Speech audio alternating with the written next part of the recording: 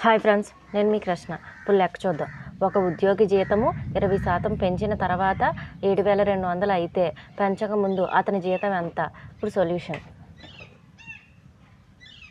పెంచక ముందు మనకు తెలియదు కాబట్టి మనం ఎప్పుడైనా పర్సంటేజ్ని 100తో పోల్చుకుంటాం.